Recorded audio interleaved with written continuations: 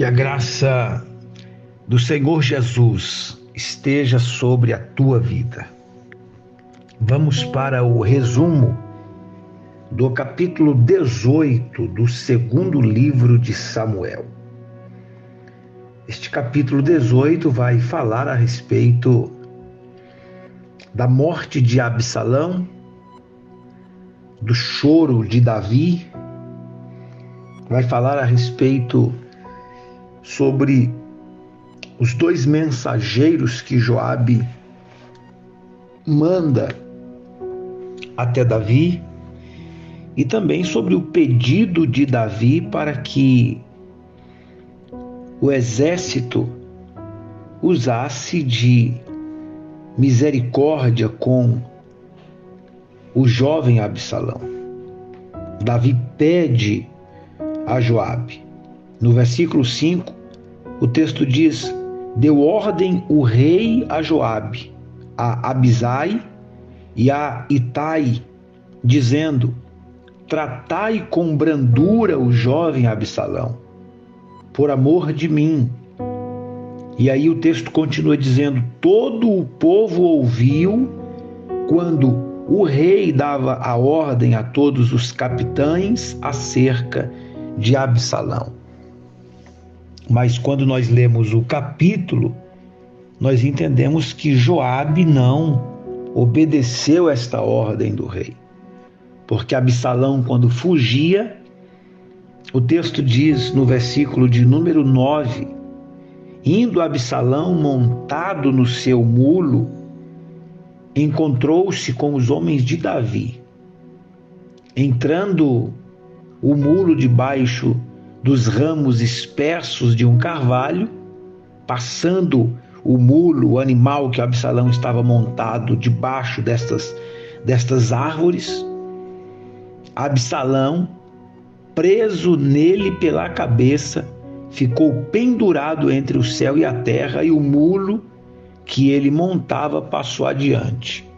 Alguns entendem que Absalão se enroscou com o seu cabelo nestes galhos de árvores e ficou pendurado. Outros entendem que ele ficou preso mesmo pelo pescoço, como uma forquilha o pegou pelo pescoço e ele ficou pendurado. A verdade é que ele fica pendurado. E quando fica pendurado, os jovens trazem a notícia a Joabe. E Joabe então pergunta a estes jovens: mas por que vocês não o mataram? E eu te daria 10 moedas de prata e um cinto. Então, este jovem ou este homem que trouxe a notícia a Joabe diz: mas se eu fizesse isso, você não iria me defender diante do rei, e eu ouvi o rei dizendo que vocês deveriam usar de brandura com Absalão.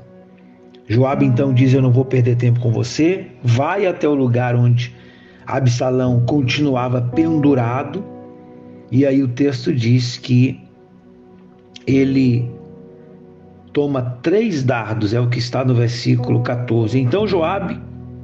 Então disse Joabe: não devo perder tempo assim contigo.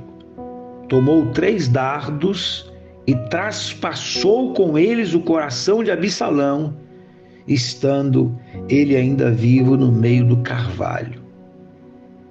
E aí cercaram-no 10 jovens que levavam as armas de Joabe, feriram Absalão e o mataram. Joabe permite estes 10 jovens terminar de matar Absalão, para que a culpa não recaísse somente sobre ele, mas que fosse uma culpa coletiva e não individual. Nós entendemos aqui que o pecado de Absalão teve 4 aspectos. Primeiro, ele matou o seu irmão Amon, é o primeiro pecado. O segundo pecado, ele incitou o povo à rebeldia. O terceiro pecado de Absalão, ele declarou guerra ao seu pai. E o quarto pecado, ele adulterou com as concubinas do rei ou com as mulheres do seu pai.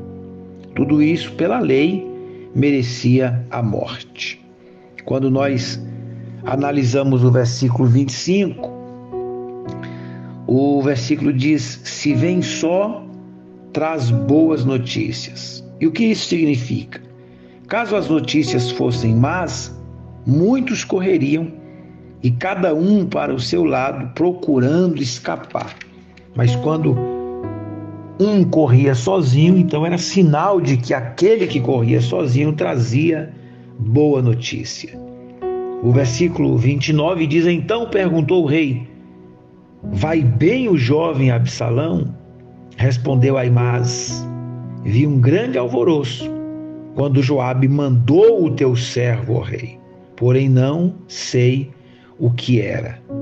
Vi um grande alvoroço significa que Aimás, filho do sacerdote Zadok, entrega a sua mensagem de um modo suave, a não provocar choques emocionais no coração do rei.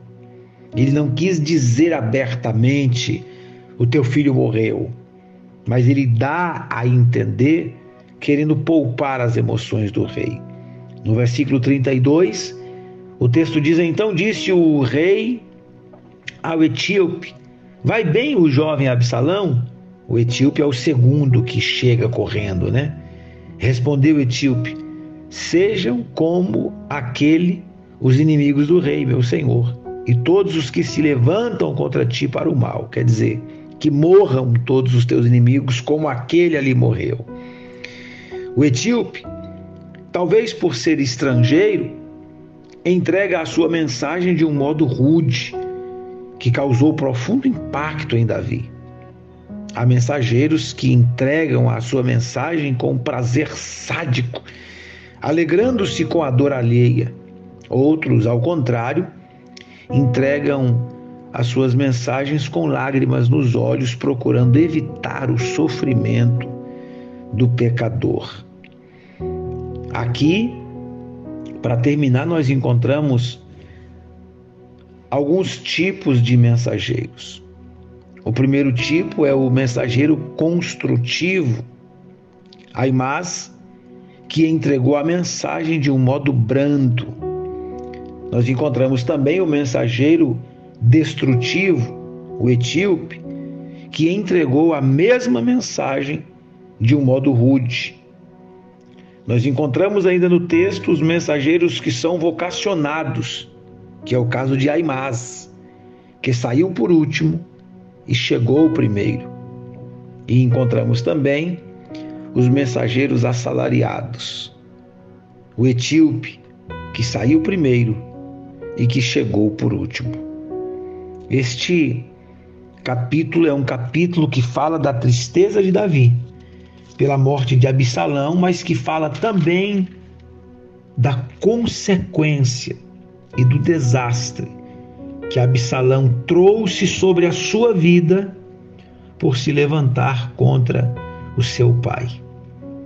Que nós possamos tomar como exemplo esta história e entender que nós devemos honrar os nossos pais, que nós devemos, mesmo que exista nos nossos corações desejos como havia no coração de Absalão, a gente precisa entender e esperar a vontade de Deus para as nossas vidas. Viver a história que Deus escreveu para nós será sempre melhor. E viver esta história escrita por Deus nos levará à paz, à prosperidade e à felicidade.